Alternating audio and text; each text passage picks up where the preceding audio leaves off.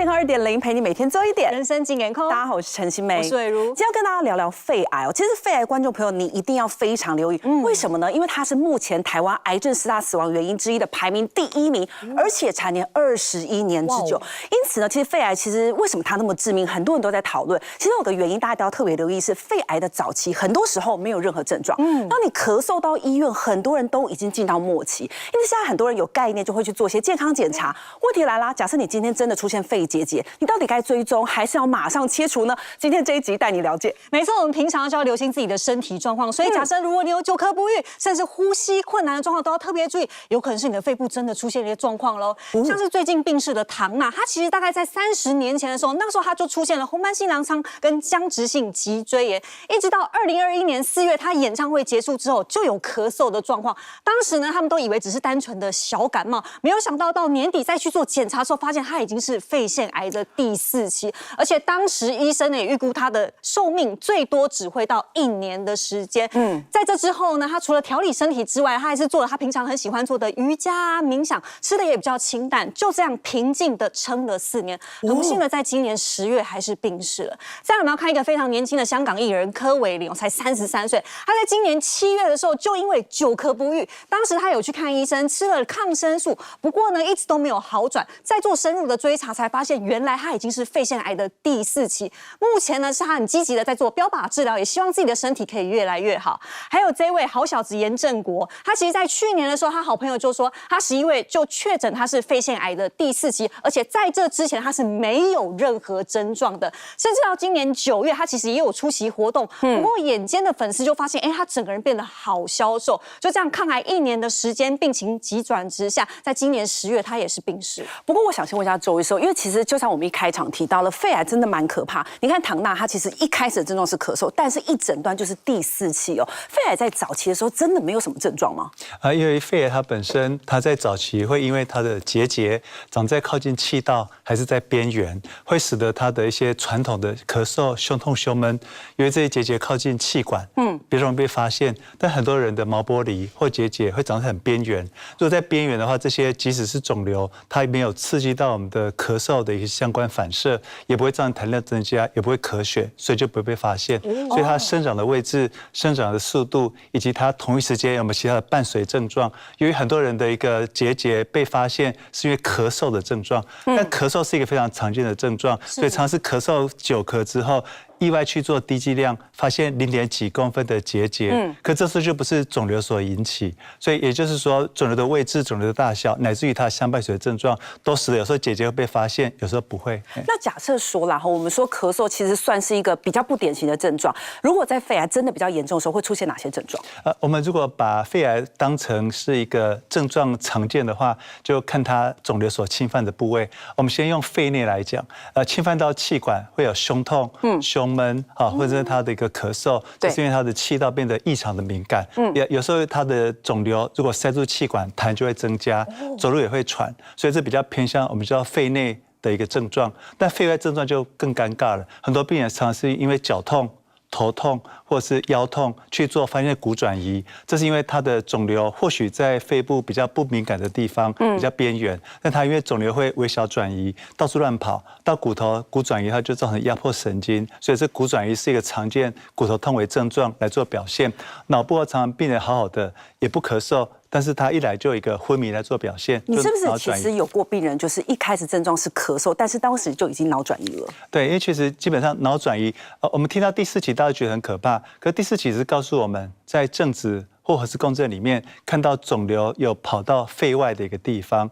那这部分就是第一个，它有几颗，它是单点转移还是多点转移？第二，它的大小。第三个部分就是说，它所侵犯的位置会不会刚好造成这些器官的相对症状，比如脑转移，很多小颗的脑转移不会有症状，但是一开始它就呈现一个很大的一个肿瘤，造成脑水肿，或甚至压迫到对侧脑室，产生癫痫，那症状就很明显。所以它尺寸大小以及它发展的一个时间，那很多有肝转移，肝转移的话，在肝脏里面找到，它常常肝指数不一定上升，常常会得到有黄疸，或是有一些肝指数末期的上升才会出现。是，所以也就是说，一早的时候，其实就算转移出去，也不一定会有症状，完全不会有症状，几率很高。所以常常就是做一个低剂量发现切片是肿瘤之后，再去做正子扫描，就会发现原来它别的地方也有了。而且这些肿瘤由于它不一定大，但它由于它的肿瘤特性，随着血流到处乱跑或直接侵犯，就会使得它的一个恶性度常常第4期就有不同的预后。哇，所以其实有时候你到症状才去医院的时候，很多时候都是末期。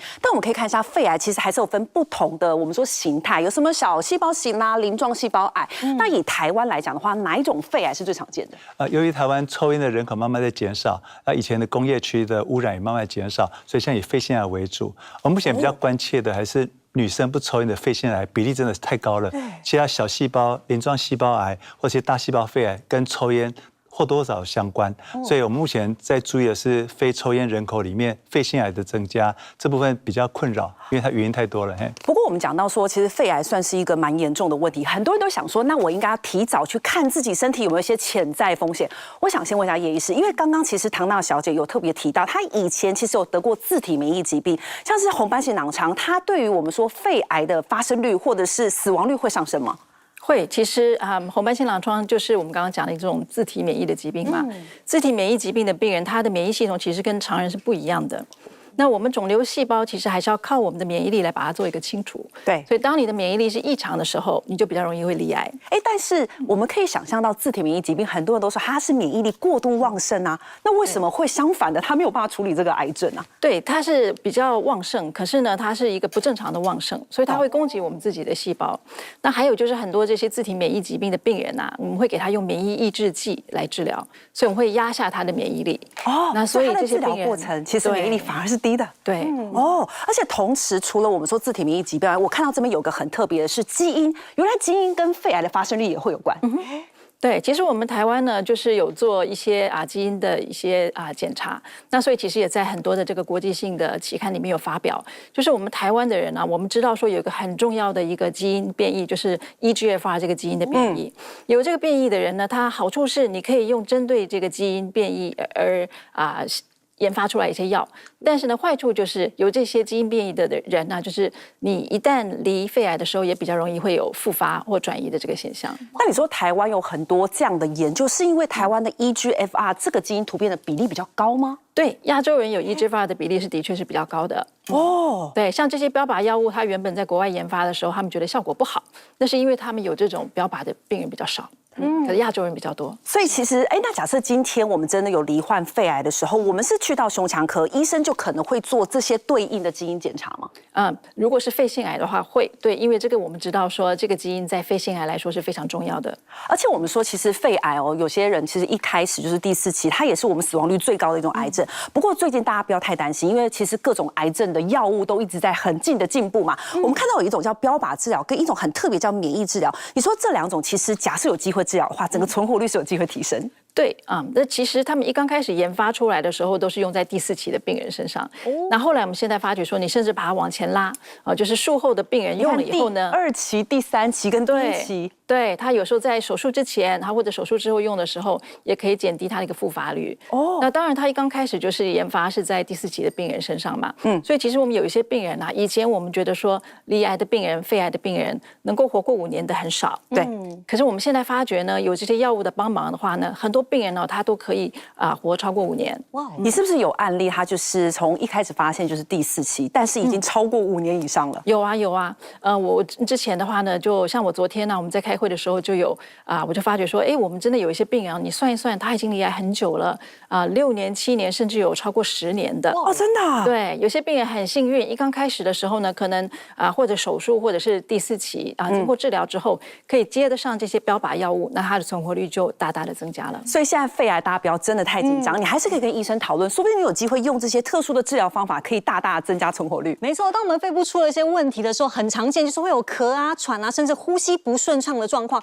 吴医师有穴道可以帮我们呼吸更顺畅。对，不管我们要接受怎么样的标靶或者怎么细胞疗法的，我们都要让把命给留住，随便我们就有很多的不舒服的症状。那中医就会透过一些背部上面的症状。那第一个穴道呢，我们用的就叫大椎。那它大椎就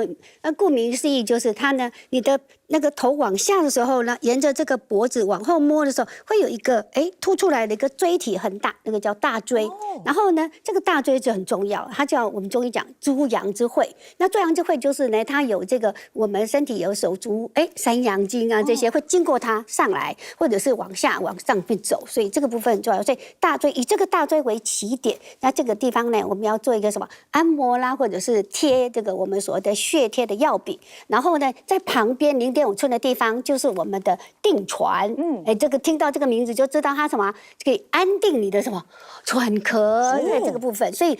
在旁边这里，所以你只要把大椎找到以后，再往旁边隔开，那所谓的0.5寸大概就是我们的大拇哥一半的地方。这样我的手比较小一点，那如果你呢个子高，那你可能这个部分就会稍微大一点，就跟着你的身体来做。然后在这里呢，可以说热敷啦，或者是我们甚至于有时候给他什么，做一点刮痧啦，或者是按压，热敷很重要哈。那还有一个穴道叫做肺腧。那毕竟它是长在肺里面的，那这个肺腧也很好找。你说如果在背上，其实它很好摸，你摸到后面，我们这旁边不是有肩胛骨吗？这个肩胛骨的内角是第2椎，那往下一椎就是第3椎。是，那第3椎这不是我们的脊椎吗？不是往旁边开1.5寸，那1.5寸大概2个指头的这个部分的一个距离，两边都有。那这个就是我们的肺腧，所以在这个地方呢，我们1、2、3。这个旁边这2个是5个，所以加起来是5个穴道。通常是指我们在做血贴也好，或者是热敷，或者是一些治疗，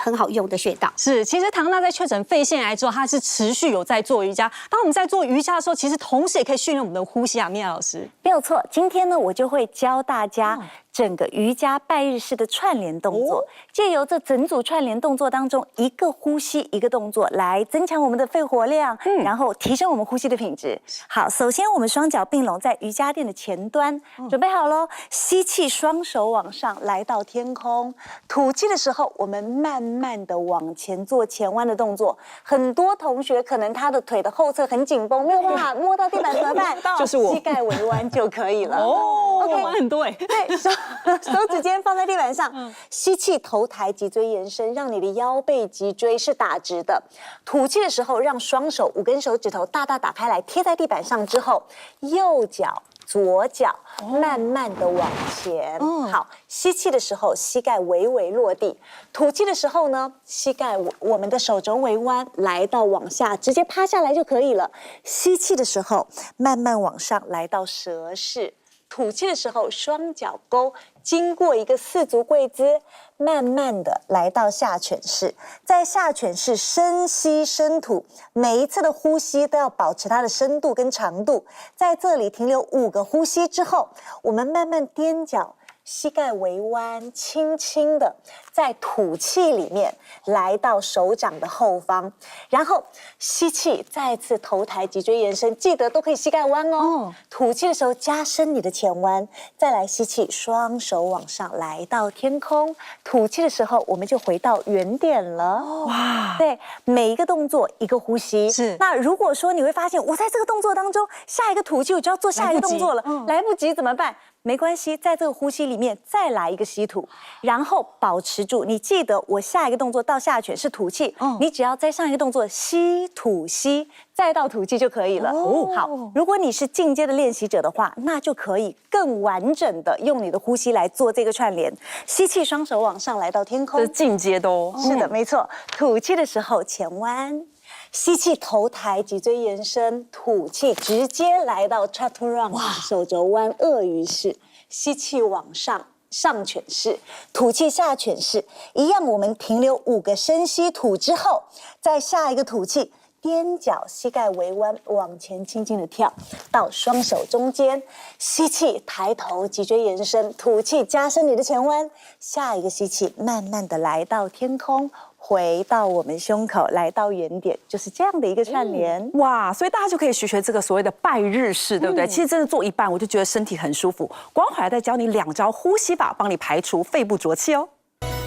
根据统计呢，全台湾每年大概有55万人接受低剂量的电脑断层筛检，其中呢更有高达2.8万人是在检查之后发现自己的肺部有结节哦。一旦有结节，请记得一定要持续的追踪，因为还是有可能会癌变哦。像是非常年轻的市议员林真宇，他就说了他自己呢从来是属于不吸烟的，再加上本身家族病史也都没有肺癌。不过他在今年1月的时候就发现自己的肺部有一个1.2公分毛玻璃状的结节，后来就确诊他是肺腺癌的第1期哦。虽然手术之后他恢复良好，医生也说他真的非常幸运，因为发现的非常的早。再来呢是这位叶先生，才38岁，不过呢他的抽烟病史就比较长，他从年轻的时候就开始抽烟。2年前健检的时候发现自己的肺上面也有一个0.7公分毛玻璃的结节，他有定期的追踪，没有想到追踪1年之后，这毛玻璃竟然长大了，长大到1公分，确诊是肺腺癌的第1期。还有这位阿嬷，她也是2年前发现自己有一个0.8公分的肺结节，那医生当时有提醒她一定要回来追踪哦。不过这个阿嬷会觉得，我身体也没有什么状况，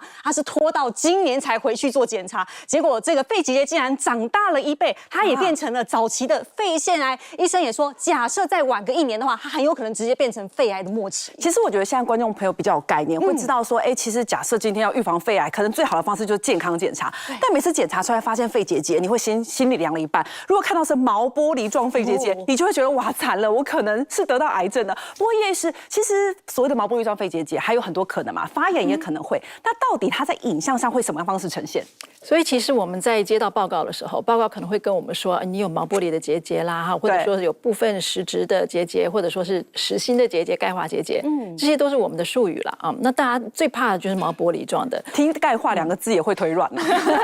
其实钙化的大部分是良性，对，所以虽然它是实心，但是有钙化大部分是良性。是，不过毛玻璃状的跟我们实心的不一样的地方呢，就是在于说毛玻璃状的结节，它里面的细胞量可能比较少。我们很多结节呢，其实在初期的时候，有些时候我们会看一个病人，他有个结节，我们会追踪他6年、7年、8年都不会变化。所以我们其实重要的是看它的变化啊，不是说第一眼看就说哇，我这个一定是肺癌之类的，因为是毛玻璃状，不是这样子的。那我现在看一下，这个是所谓的毛玻璃状结节的样子，对不对？它看起来就是淡淡的，好像有一点雾雾的感觉。对，所以叫做毛玻璃。那这个东西呢？这边就是所谓的部分实时结节，是不是？对，其实我们现在看到的就是主持人现在指的这个这2张片子是同样一个人的同样一颗结节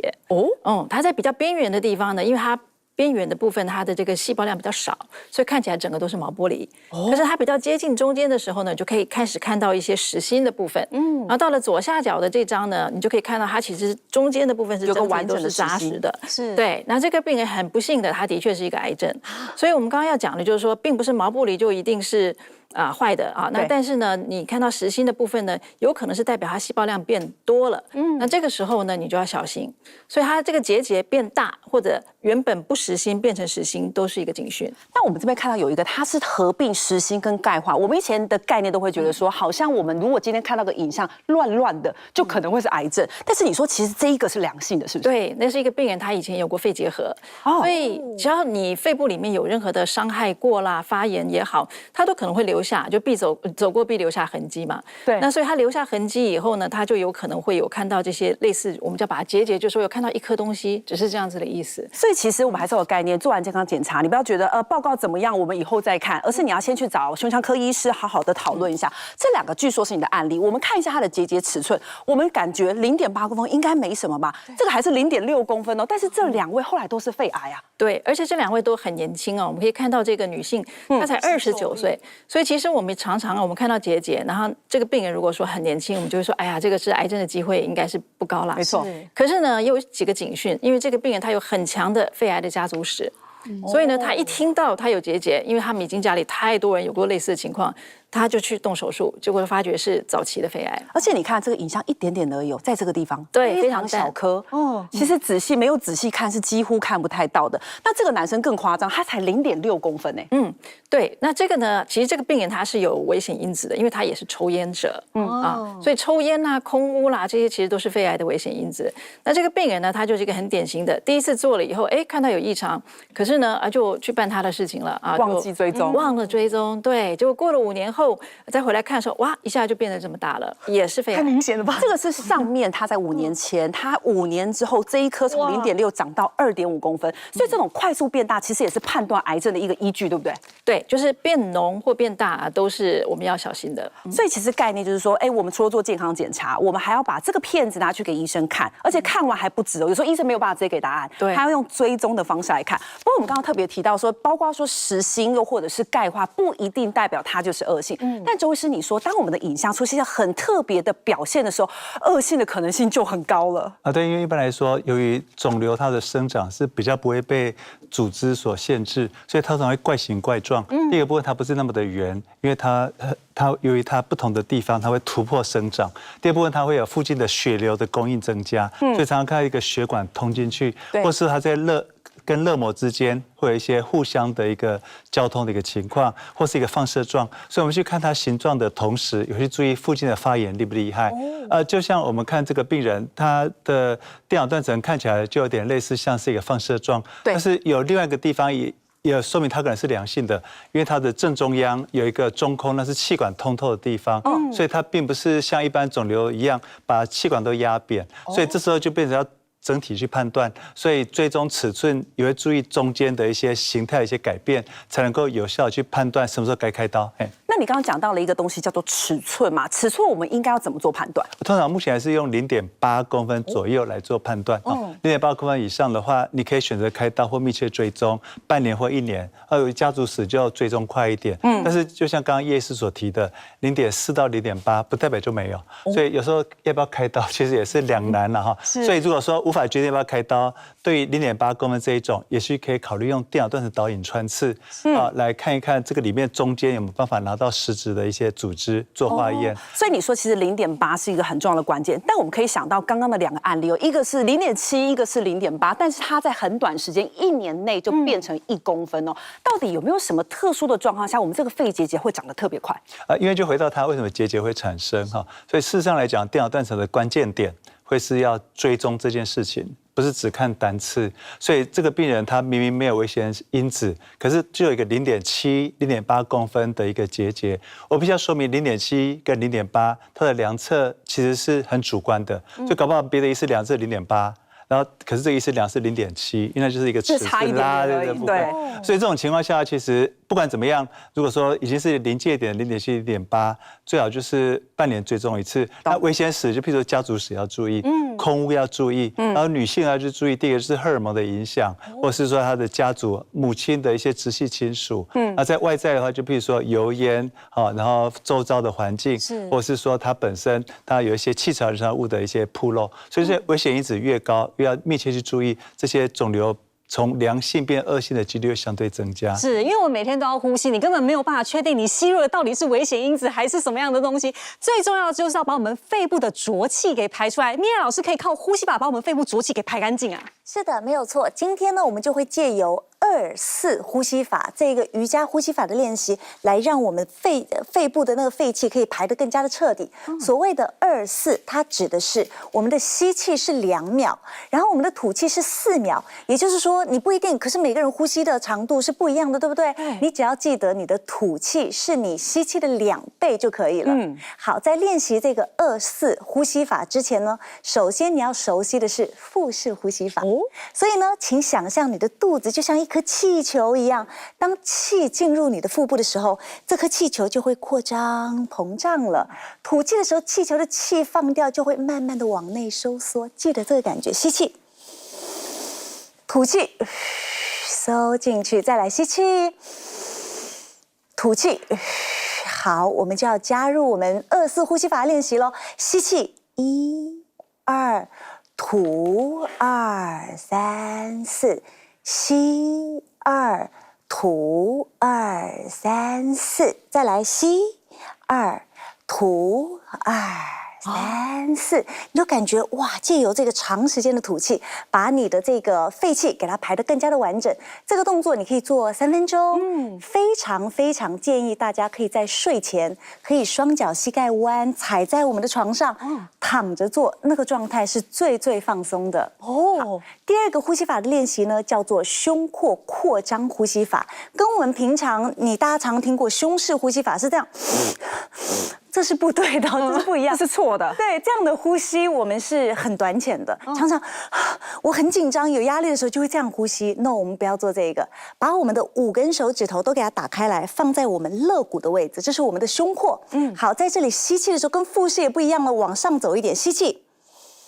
感觉我们的胸廓是从4面8方的给它扩开来，整个我们的肋骨都撑开来的感觉。吐气哦，不用挺这么大的胸，不要，我们收起来，只有胸廓，胸廓打开，往4面8方的扩张，不是往上，是扩开，扩开，连后方都有哦，整个胸廓。吐气，慢慢收进来，收回中间的感觉。吸气，吐气。往内收，非常舒服。再来吸气，撑开我们的整个胸口，吐气，往内收收收。像我们有一些肋骨外翻啊，也可以做，也可以获得改善。肺部的健康其实也靠一碗鱼汤哦。秋香老师要教我们一道固肺的料理。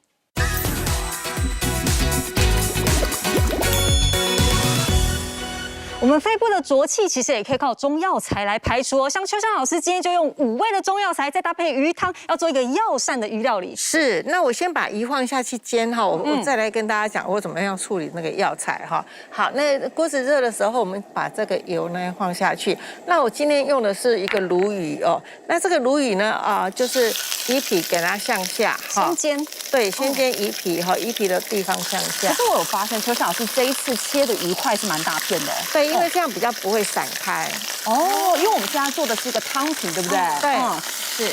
所以皮要记得，就是皮一定要往下，对，好。然后呢，你可以让那个油呢稍微的给它把每一个鱼皮都稍微沾过这个油脂。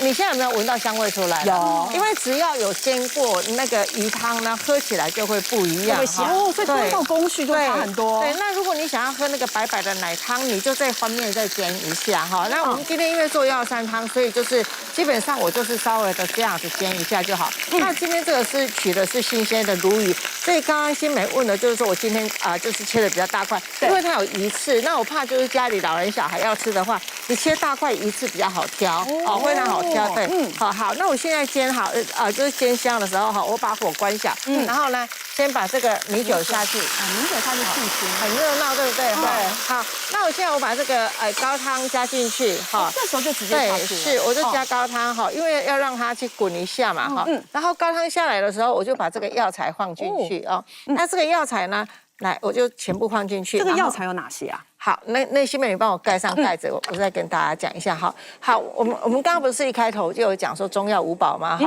那这里面就是有麦门冬，然后有杏仁，还有就是炙甘草，然后我就加了就是这个是那个西洋参，然后加枸杞子哈。其实应该不止5宝了，如果连那个像这个白木耳加进去就已经6宝了。那我这样子去煮的话，就是一个如果你是一个干咳啦，对，家里有感冒拖一个尾巴好不了，一直在那边哭的那一种就很适合。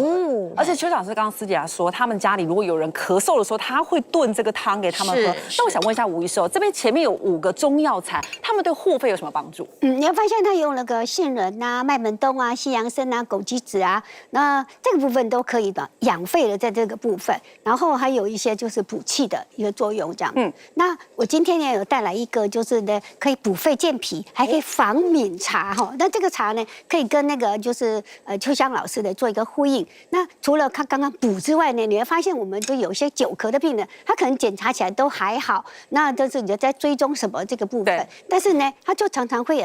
有一点点少结被少结，这个情况底下就对着空气什么都会过敏。所以我们今天用的这个防敏茶呢，除了我们有这个补气的之外，我们还用一些就是比较是属于可以疏通的，像柴胡就是可以疏肝理气的。有时候压力大的时候，这个部分那个免疫力会下降。那还有一些人呢，就是会有一点就是过敏。那我们这个过敏这个部分，我们用了一个防风可以驱风，然后呢这个化痰之外，还可以治这个就是我们那种敏感性的。那我们加了一个就是大家比较少看的这个乌梅。哎，乌梅在我们中医用很多，它可以练肺，就是对于那种气虚的人呢，它这个部分可能都是发散的。那这个部分我们用一点乌梅，但是不用特多啦，大概1到3颗。你只要喝喜欢，像我喜欢吃酸的，我可以用3颗，在这个泡茶的时候放进去。那我们加了一个桔梗，因为我们这些肺比较弱的人，他常常会有一些什么分泌物痰呐，不管是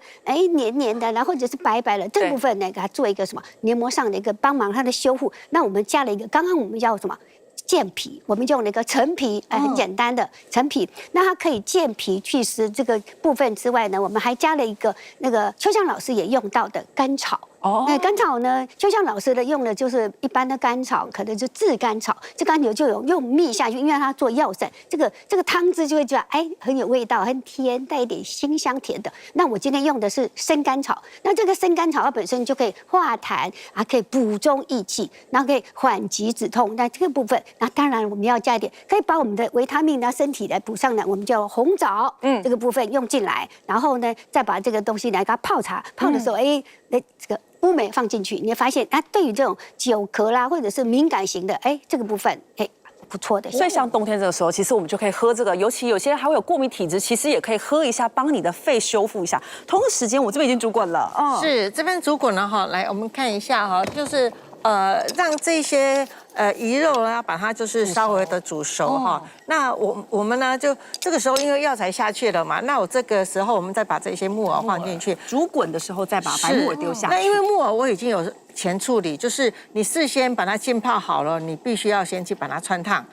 就是汆烫个2次，包括白木耳、黑木耳都是一样的汆烫方式就把它就是加进来那这个时候呢，我们就可以加盐调味加盐巴来调味是，然后呢这个时候我们要煮，就是等到它那个鱼全部熟的时候呢，我们再把秋葵丢进去，再跟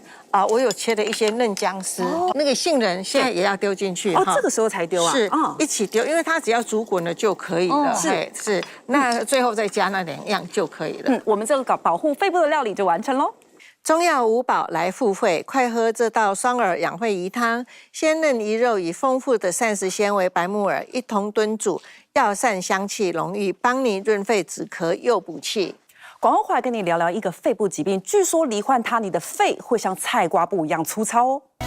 冬天这个季节，有不少人都会感冒、咳嗽，甚至还有些人咳到变成肺炎。一旦变成肺炎呢，就像是我们肺部留下了伤疤，长时间下，你的肺很有可能变成菜瓜布一样的纤维化哦。像是艺人马妞，她说她40多岁的时候就开始出现口干脸痒，甚至还有手抖的状况，在之后更出现了视力模糊，甚至掉发的状况。她到医院去检查，才发现原来她是自体免疫系统出了问题，所以在她身上是同时有12种疾病哦，像是干燥症红斑性狼疮。他说呢，他还曾经咳到是没有办法入睡的，到医院去检查才发现，原来他肺部是已经纤维化的。再来是这位自然医学的博士陈君旭博士他说呢，他从小到大呢，他就是属于这个寒性的体质，而且1年呢最少要感冒4次，每一次的咳嗽绝对都是超过1个月，甚至还会变成气喘，还有肺炎。所以他在20多岁的时候就被医生检查出来，他的肺部是已经纤维化的。不过呢，他靠着这个烤寒冷点跟喝粉姜茶，他说呢，他的肺功能已经自己修复喽。我们看一下，他们说肺纤维化其实会让你的肺像菜瓜布一样，这听起来很可怕。叶师，我想问一下，肺纤维化它到底是一个什么样的状况？像我们刚刚提到，就是肺部感染之后因为我们的纤维化通常就是变成说我们在修复的过程当中，它没有完全的修复，而造成一个疤痕。好像我们今天跌倒可能会有个伤口可是呢，你要是修复的好，你可能看不出任何的异常。可是你要是没有修复好，可能会留下一个厚厚的疤。那所以假设反复的一直感冒，一直没有好的话，就有这个机会，对不对？感冒一般来说不会，因为感冒是上呼吸道的问题。可是今天如果是下呼吸道的一个感染，像之前呢 COVID 的时候，有些病人他 COVID 很久不会好，然后后来就会可能会变成肺纤维化。那肺纤维化一般来讲，我们会出现什么样的症状？因为我们一旦纤维化以后呢，我们这个肺部里面的这些间质就变成比较厚了嘛。我们肺部的这个器官最重要的一个功能就是我们气体要进行交换，所以当它今天这个间质变厚，好像这个墙壁变厚之后的话，你的气体就没有办法穿过去了，交换会变比较难。对，所以氧气就会不足，就病人就会喘。所以它可能会出现喘的状况。对啊，喘跟咳大概是最容易看到的这2个症状。哦，那也会让你身体会比较疲累，是不是？那当然会，因为当然如果你今天都觉得比较喘啊，你走路也觉得比较喘啊之类的，当然可能会觉得比较疲累。那其实刚刚叶师有特别提到，他说我们当时 COVID 的时候有人肺纤维化，刚刚的马妞其实是个自体免疫疾病，有没有哪一些特别的状况容易产生肺纤维化？对，只要任何的情况让你的修复可能不完整都会，或者说是一个慢性发炎。所以我们刚刚提到自体免疫的这些病人，他就是修复可能会比较不完整。然后还有呢，就是你常常会引起发炎的，像是你会呼吸到一些不新鲜的空气啦，譬如说你的职业上会有一些化学药剂的暴露啦、粉尘的暴露啦等等啊，这些都可能会比较容易会有纤维化的一个风险。其实我们可以想象得到，比如说你一直在这些慢性的这个化学物质，其实你的肺就一直在受伤，所以反复的受伤，其实就容易造成这种肺纤维化。但是我看到这么一个很特别的，有一种叫抗纤维药物，这是什么啊？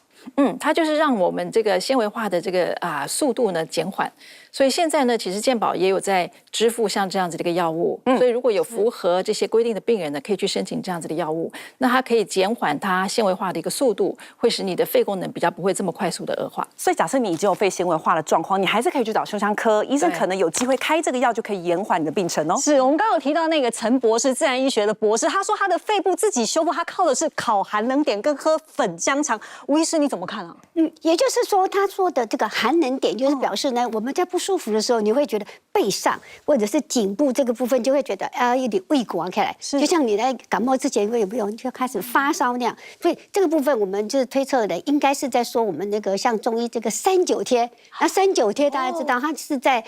冬至过后的一个9天，然后9天，第3个9天之后，我们就开始贴这个3-9贴。那现在刚过的11月7号过的是什么？是我们的立冬。立冬还好，你看都不怎么冷。可是呢，到了这个冬至过后就开始，真的很冷了。是，那你就发现，没事，人家就穿1件，穿2件，他就要穿很多件，怕冷，甚至老是觉得怕冷这样子。像我这个病人就这样啊，小学才6年级啊，连喝凉的，夏天喝凉的就开始就不舒服，对不对啊？那这种都要经过中医的一个调理，因为他其实在转骨的时候就是他好好的调理。那像陈博士这种都是属于那种寒性体质的，那你会发现他吃了什么？刚刚说的这个粉浆茶，那粉浆到底是什么？很多人大家就想粉浆其实是什么？粉浆就是我们吃的那个嫩浆，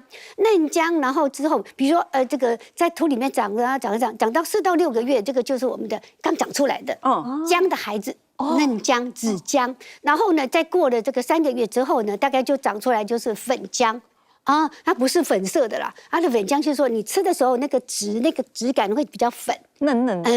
有嫩感，但是没有像我们的那个嫩浆、子浆那么的嫩。那还有最后就是我们出来那个姜母茶那个老姜，那不一样，所以它吃的是在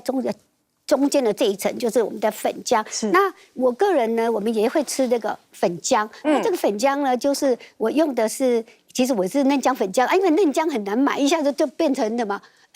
粉浆了。那这个粉浆呢，我是把它弄那个，就是用这个，比如说250克的这个粉浆，大概就是半斤啦。半斤呢就几两啊？不，半斤300克啦。这是300克呢，我们就把它用这个。那这个粉浆其实呢，那如果没有很脏的话，你就把它刮一刮。那如果是嫩浆拿来做，千万不要去刮皮了，因为它也没有什么就很嫩了。那如果是粉浆，要把它皮刮一下，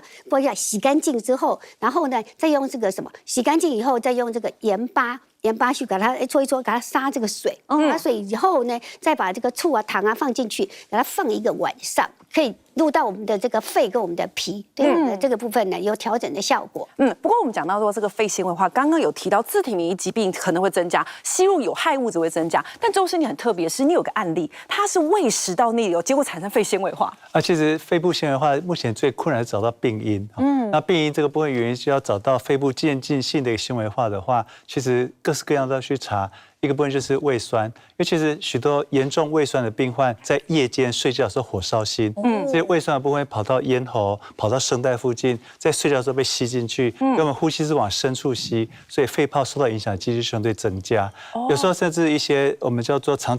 胃蠕动不顺，还有胆盐、还有胆汁这些，这种碱性跟酸性的变化都是常常会造成肺部纤维化的潜在原因。所以原因查不到的话，就只能够透过一些内视镜去找看声带附近有没有一些浸润或烧灼的情况，以及肺部的部分黏膜会不会很多地方都红肿。然后这样情况下的话，这种渐进型的非特异型的肺部纤维化就要去降低这些外来刺激，所以好好去找这个原因，有时才能够去降低它肺部继续恶化的原因。而且我们刚刚提到的，除了 COVID 外，还有一个很特别的肺结节，它也可能会产生肺纤维化。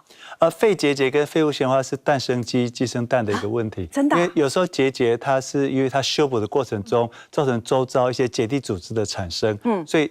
如果说是肺结节跟纤维化在一起的话，那个结节反而特别注意，也表示说周遭的环境一直在发炎状况，这结节它增大几率大为增加。所以两个可能是共同存在，但有可能互相影响，变成恶性循环。冬天天冷，其实寒气也会让我们伤肺哦。米娅老师有招式可以暖我们的肺，甚至温暖全身啊。没有错，非常简单，10根手指头互扣在我们的胸口，慢慢往前伸直之后吸气，来让我们伸直的手臂送向耳朵的两侧后方，要伸直哦。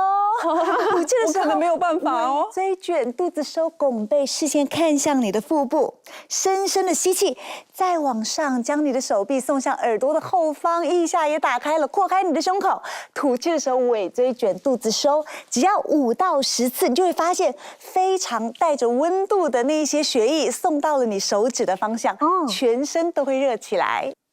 吸气的时候，慢慢再往上延伸，记得的整个动作的过程当中，手臂要伸直哦，把你的整个胸廓打开来，扩胸暖肺嘛，对不对？好，吐气的时候，尾椎卷，你记得是从下而上的，一节一节的拱背，最后你的视线会看向你的腹部，看向肚脐的方向。吸气，再一次，慢慢的往上延伸，从你的脊椎到你的腋下打开，再到你的手臂。吐气的时候，再一次。尾椎卷，肚子收，一定要记得让我们的手臂再伸得更直一点。如果说肩膀实在太紧绷的话，你没有办法把你伸直的手臂送到耳朵的后方，没关系，伸直在我们视线的斜上方就好了。对，也会很有感觉。然后呢，在你可以的这个状态下，慢慢的给它加深就可以咯。其实每天练它就会越来越好了，对不对？越来越好。哇，所以大家就可以多做这个运动，帮你自己的这个胸廓打开。关怀我们用双胶入菜，帮你降身体的发炎。白色食材可以润肺，而肺部的黏膜修复要靠的是胶类哦。所以秋香老师今天用甜胶跟糯米胶帮我们保护我们的肺部。是，那其实呢，糯米胶它本身其实不是很辣，但是它的维生素非常的多哦，胶类的都非常的多，所以不要过度的去破坏它，去炒它。好，那首先呢，我今天是来炒肉片，今天用的是梅花肉片啊。那你如果要用鸡肉啊，用牛肉都可以哈。好，那我这是洋葱呢，我稍微的就是今天有切大块一点。对，为什么要切大块一些啊？因为这样子看起来东西比较多哦，这就等于其中一个菜，对不对？纯粹视觉效果是好，然后一些油，对，然后呢，你看我刚刚是先放洋葱，对，再放油，这样子就不会把那个好的油脂啊去高温破坏掉哈。那这个就是大蒜，这样。我们这次其实大蒜啦、洋葱都是切比较大块的，是，就不用切末这样的。因为等一下有点类似像是个半炒的东西，对不对？是。那我现在这个梅花肉呢，就把它放进去哈。梅花肉我有放少许的那个一点点的酱油哦。那你等一下在炒的时候，就酱油就不要放太多。我用一点点的酱油，一点点的那个香油下去，这样子哦，它比较不会粘在一起哦。所以它有先做个预备动作。是，那这个就是慢慢把它炒开，这样子炒熟就可以了。在炒的同时，我想问一下吴医师，其实里头加了糯米胶跟甜胶，你说它们对固肺是有帮助的哦。你发现那个双胶啊，不管是糯米胶或者是甜胶，这个部分维他命 C 含量都很高。那所以基本上大家有一些，甚至于那个糯米胶有的说甚至含有那个 Omega 3呐，甚至是维生素，所以对修复我们的这个肺黏膜应该有很大的帮助。那其中用到一个我们中药很爱用的药食同源的山药，那它也是白色的，然后它对我们，它会入到我们这个肺经、脾经、肾经，所以你看，光一个简单的食物就会入到我们的3种这个经络跟脏腑这样，所以这个山药加上去呢，就可以整个配合刚刚的双胶，有一个健脾补气，然后调整我们的免疫力，甚至于它里面还有一些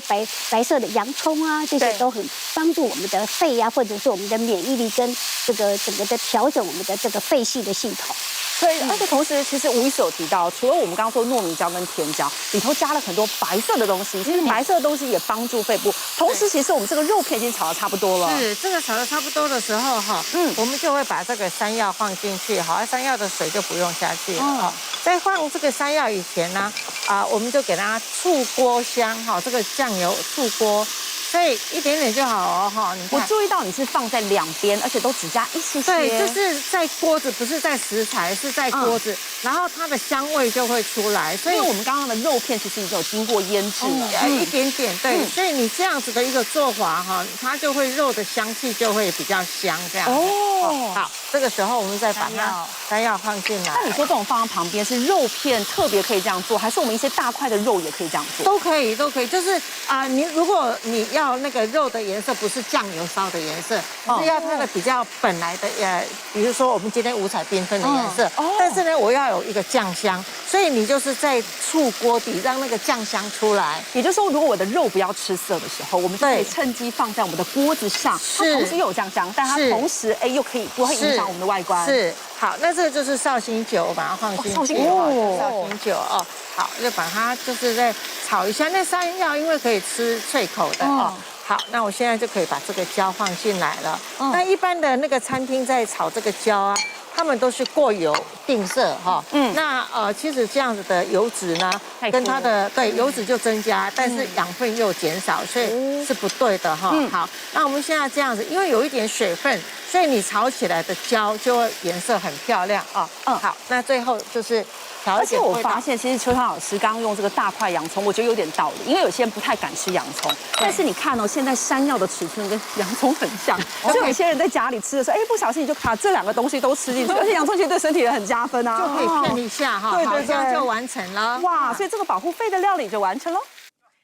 推荐这道山药椒香肉片，鲜嫩多汁的肉片以富含辣椒素的糯米椒一同拌炒，补充多种维生素，降低发炎，帮你保养肺部健康哦。其实我们今天聊了很多，包括肺癌啦、肺结节，我相信观众朋友现在可能对你的自身有一些警觉哦。我想问一下周医生，尤其现在冬天的时候，怎么样保养肺是你建议的？其实我们目前现代人最大的问题就是生活步调太快，环境的部分的变化也很快，所以其实有时候还是要自我关照。那自我关照就包含你平静时候跟平常有没有不一样，在运动的时候有没有不一样，休息的时候检查一下，然后你在运动的时候也观察一下。睡眠的时候也很重要，检查哪些呢？在平静的时候，比如觉得胸闷、胸痛以及呼吸不顺畅；在运动的时候，会觉得本来可以爬楼梯，现在爬不动了，你中间要增加休息的一个速率。然后再就是说你的睡眠。以前不会做梦，现在一直做梦，浅眠无法入睡，口干、声音沙哑都特别明显的一个情况下的话，这代表你身体有些地方它的修复出问题。随着年龄、随着压力，还有随着自律神经，都会造成影响。冬天的保养其实还是回到一件事情，你的生活作息，是不是要调整成比较符合我们一般古人的部分，早点睡觉，早点起床，不要太晚睡，因为半夜的时候整个自律神经都不适合你对抗寒冷。然后再有一个很重要的细节，低剂量断层都在做，但是重点是在于说，由于不同的医院，不同的检测的一个方式，所以如果可以最好是在同一家医院，让相同的机器做比对，清晰度相似，而且不会有太多的一个遗漏的可能性。所以其实今天聊了很多，如果今天你观察到自己好像有点不同，又或是你有肺癌的家属史，建议要去做一点健康检查，而且里头呢，其实真的做到检查也不要太紧张，现在的医学很先进，而且及早治疗绝对对我们身体是最健康。我们下次见。大家好，我是健康主播郑凯云，喜欢我们的影片呢，欢迎帮我们订阅、按赞、分享，还有开启小铃铛。另外很重要哦，在底下有个超级感谢，可以按下去表达对我们的支持。